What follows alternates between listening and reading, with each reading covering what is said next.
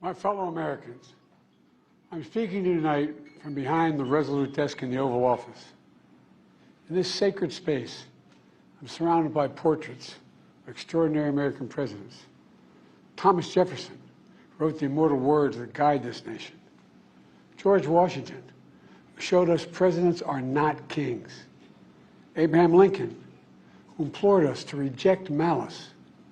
Franklin Roosevelt, who inspired us to reject fear. I revere this office, but I love my country more.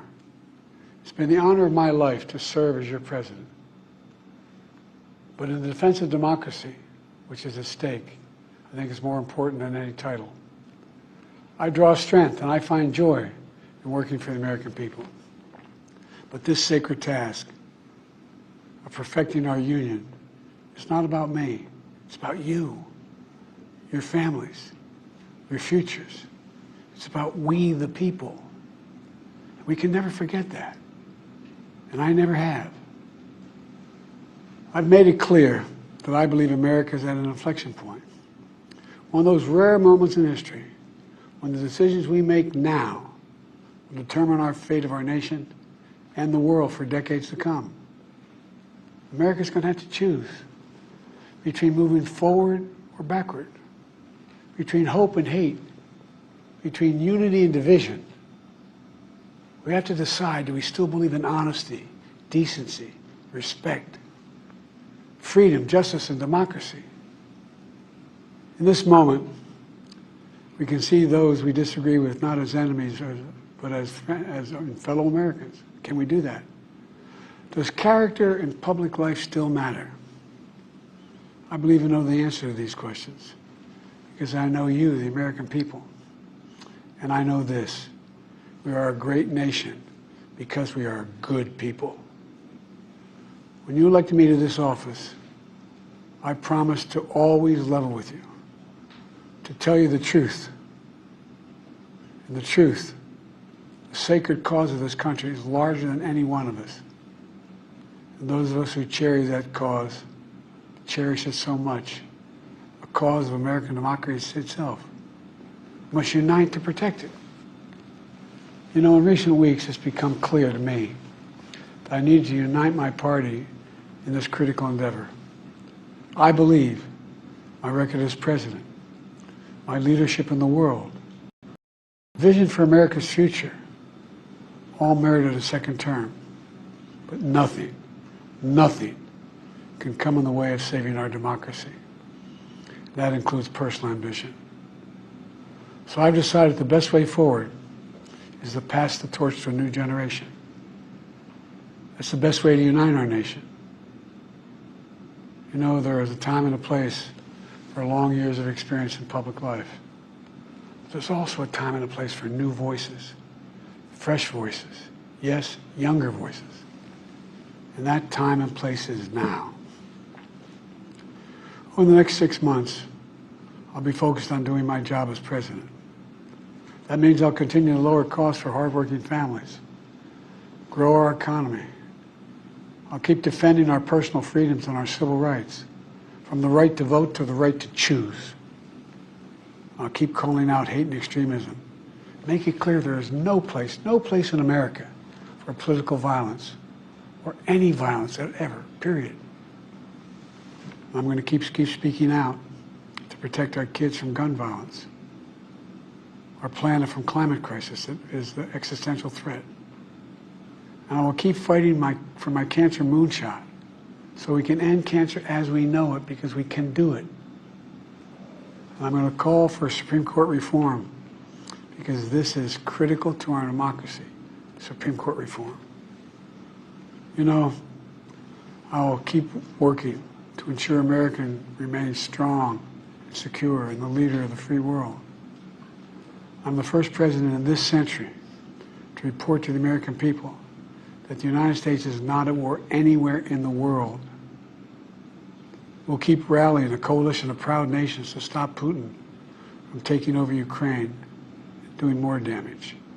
We'll keep NATO stronger, and I'll make it more powerful and more united than any time in all of our history. I'll keep doing the same for our allies in the Pacific. You know, when I came to office, the conventional wisdom was that China would inevitably surpass the United States. That's not the case anymore. And I'm going to keep working to end the war in Gaza, bring home all the hostages, and bring peace and security to the Middle East and end this war. We're also working around the clock to bring home Americans being unjustly detained all around the world. You know, we've come so far since my inauguration. On that day, I told you, as I stood in a winter, we stood in a winter of peril and a winter of possibilities. Peril and possibilities. We're in the grip of the worst pandemic in a century. The worst economic crisis since the Great Depression. The worst attack on our democracy since the Civil War. But we came together as Americans, and we got through it. We emerged stronger, more prosperous, and more secure. Today we have the strongest economy in the world, creating nearly 16 million new jobs, a record. Wages are up. Inflation continues to come down.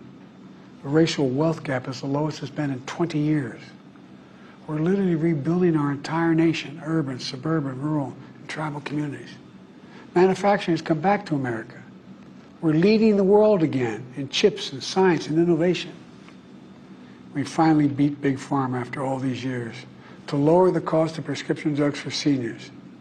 And I'm going to keep fighting to make sure we lower the cost for everyone, not just seniors. More people have health care today in America than ever before. And I signed one of the most significant laws helping millions of veterans and their families who are exposed to toxic materials. You know, most significant climate law ever in the history of the world. The first major gun safety law in 30 years. And today, the violent crime rate is at a 50-year low. We're also securing our border. Border crossings are lower today than when the previous administration left office. I've kept my commitment to appoint the first black woman to the Supreme Court of the United States of America. I also kept my commitment to have an administration that looks like America and be a president for all Americans. That's what I've done. I ran for president 4 years ago because I believed and still do that the soul of America was at stake. The very nature of who we are was at stake. And that's still the case. America's an idea. An idea stronger than any army, bigger than any ocean, more powerful than any dictator or tyrant. It's the most powerful idea in the history of the world. That idea is that we hold these truths to be self-evident. We're all created equal, endowed by our Creator with certain inalienable rights: life, liberty, pursuit of happiness. We've never fully lived up to it, to this sacred idea, but we've never walked away from it either. And I do not believe the American people will walk away from it now. In just a few months, the American people will choose the course of America's future. I made my choice. I've made my views known. I would like to thank our great Vice President Kamala Harris. She's experienced, she's tough, she's capable. She's been an incredible partner to me and a leader for our country. Now the choice is up to you, the American people. When you make that choice, remember the words of Benjamin Franklin hanging on my wall here in the Oval Office, alongside the busts of Dr. King and Rosa Parks and Cesar Chavez. When Ben Franklin was asked, as he emerged from the convention going on, whether the founders have given America a monarchy or republic, Franklin's response was, a republic, if you can keep it. A republic, if you can keep it. Whether we keep our republic is now in your hands. My fellow Americans, it's been the privilege of my life to serve this nation for over 50 years. Nowhere else on earth could a kid with a stutter, from modest beginnings in Scranton, Pennsylvania, and Claymont, Delaware, one day sit behind the resolute desk in the Oval Office as President of the United States. But here I am. That's what's so special about America. We're a nation of promise and possibilities, of dreamers and doers, of ordinary Americans doing extraordinary things. I've given my heart and my soul to our nation, like so many others. I've been blessed a million times in return with the love and support of the American people. I hope you have some idea how grateful I am to all of you. The great thing about America is here, kings and dictators do not rule, the people do. History is in your hands. The power is in your hands. The idea of America lies in your hands. We just have to keep faith, keep the faith, and remember who we are. We're the United States of America, and there's simply nothing beyond our capacity when we do it together. So let's act together, preserve our democracy. God bless you all, and may God protect our troops.